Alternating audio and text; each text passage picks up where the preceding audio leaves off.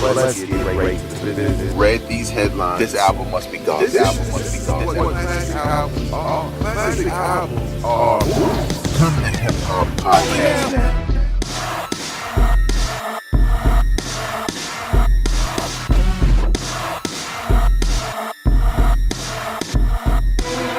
What up, y'all? I am your host, Vegas, and welcome to Hip Hop Now Podcast, a podcast designed to catch you up on all things hip hop music and culture that happened throughout the week. But this is a special podcast because 2016 is ending, y'all, and it's this holiday time here in the States, and so it's around the time that we start to look at what were the best albums in hip hop in 2016. Now, I like to listen to a lot of hip hop. I like to check out a lot of things, as you may know. If you're a new listener, welcome. But there could only be 5. But today is not that. Today is not top 5 albums of the year for me. That's next week, right before the new year. Today is about the honorable mentions. And when I say honorable mentions, don't think of it in terms of these albums weren't good enough to make the top 5. These albums, are just throwaways. This podcast is a throwaway because it only matters. What only matters is the top 5. Not true, man. Consider this list for this episode a stamp of approval by yours truly, Vegas, on Hip Hop Now Podcast.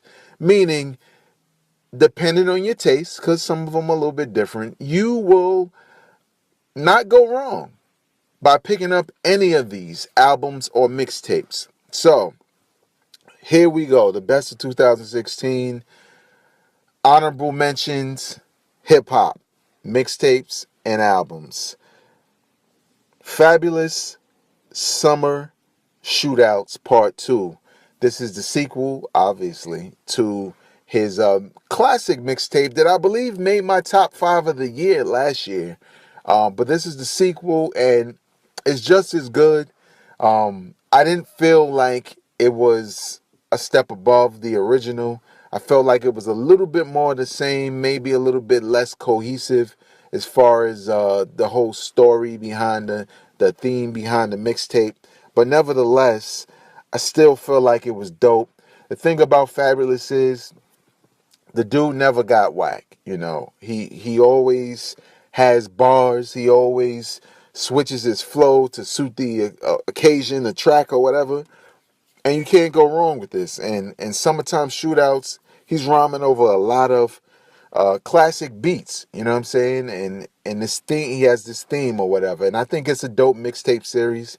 He's had a couple of those in the past, but Summertime Shootouts, I believe that's the name of it. Part 2, Fabolous. It's a mixtape, so it's free. Do not go to iTunes and buy it, because a lot of times they got mixtapes on iTunes and some of it's on streaming services. But you can get mixtapes for free. Go to datpiff.com or livemixtapes.com. But Fabolous Summertime Shootouts 2 or Summer Shootouts 2, I should say, is to me one of the best of 2016. Another mixtape, one of the best of 2016. New cat, but not so new if you've been up on him. His name is Dave East. He's out of Harlem. He used to be, I think he may still be signed, but I know currently he is signed to Def Jam. But I know he was originally signed by Mass Appeal, which is Nas's label. But his name is Dave East. He put out a mixtape called, I think it's called Kahari Chanel. If I'm pronouncing it wrong, just don't worry. Kairi Chanel. It's a mixtape. You can go to them same websites I said and download it. And what I liked about this mixtape a lot is dude could spit. But more than just having bars, more than just putting rhymes together and making them sound slick over beats. You could tell he thinks about doing different records. It's not just I could spit, let me just talk about this. He says a lot of stuff that gives you insight to who he is, his upbringing, his life, his friend's life, things of that nature. And I felt like, for all the hot mixtapes that he's put out, this one really stood out. It almost felt like an album. So you should check that out. Again, another joint that's free, Dave East, Kahari Chanel mixtape. Another honorable mention, something that almost made my top 5. But I felt like I was giving it the props mainly because my expectations were a little bit low. Not low in regards to, this album's probably whack and now I'm surprised that it's good, but just low as in, I didn't know what to expect. And that's DITC's, the acronym stands for Digging in the Crates Crew. If you old school, you already know that. But DITC's Deluxe Edition. DITC consists of Fat Joe, OC, Lord Finesse, Buck Wild as a producer, AG. Big L was a part of it. I don't know if he has like a verse on it. I can't remember. But yo, when I tell you that for some old school cats, this album is nice, man. Is really good. I was really surprised by how much I was into it. Like, I was into it more than I was their original album when they still had a big name in hip hop. I think there are a lot of people who slept on this album or didn't know that it came out. But now you do. Digging in the Crates Crew. Oh, and how can I forget? Diamond D is also a part of the crew. The name of the album, I believe, is Deluxe Edition. At least that's what it said on mine. So I believe that's what it is. Trust me, when I say there's variety on here, there's bars, there's excellent placement of the different artists. Because a lot of times, dudes get in these posse situations and they just take turns. And it's on every track. Whereas this felt more like, yeah, sure, dudes were taking their turns, but it just worked, man. They really thought this one out, to me, more than they did the original. So, yeah, one of the best of 2016, in my opinion. Almost, just almost made my top 5, but got pushed out of there. DITC Deluxe Edition. Now, here's another mixtape. And I didn't see this on many lists. I don't know why. Maybe it's a Brooklyn thing. Maybe it's just me. I was highly entertained. I loved it. And that's Mano and Uncle Murda's mixtape, The Yellow Tape. I didn't think I would like a Mano and Uncle Murda collaboration this much. They could be a group. They could really be a group. You know why? Because they balance each other out. Like, I always kind of like Mano. I bought his first album. I was into it. I liked his story. I was behind him. Then plus, he's from Brooklyn, so it was a little bit behind that. I always like Uncle Murda because that dude is just entertaining, man. He's just straight. He's entertainment, man. Listen to Uncle Murda's ad-libs. He is worth the price of admission for his ad-libs alone. But the thing that's dope about this is they didn't just mail it in on some, let's make this ultimate drug dealer, streets is watching and talking and gun talk and jail talk. Mixtape, don't get me wrong. That's basically what it's about. But the thing is that's not all it's about. You know what I'm saying? It's okay, yeah, the majority of it is about that. Well, who am I kidding? But I'm just saying, man, if you like that East Coast version of gangster rap, that Brooklyn boom bap, and I'm not even saying boom bap in the sense of it's a bunch of old 90s beats. Nah, the beats are perfect. The beats are the same type of beats you hear all the time on French Montana records and Mano records and Uncle Murda records. It's just a perfect pairing of the two on a mixtape that I really was just curious about.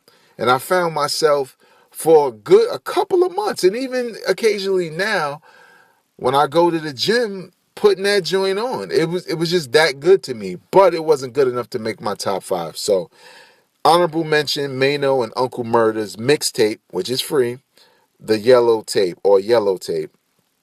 Next up, highly anticipated album. I felt a little bit let down, but it grew on me, and I liked it, but just not enough to make my top 5. That being Isaiah Rashad's The Sun's Tirade. I loved his mixtape album that he put out a couple of years back. When he signed to TDE, I felt like it was perfect. It was perfect. Well, the name of that mixtape from before was Sylvia's Demo, I believe. I was a little taken aback because this album wasn't similar to that. But as I listened more and more, I came to realize this was more of an album. That's one thing I'll say about TDE.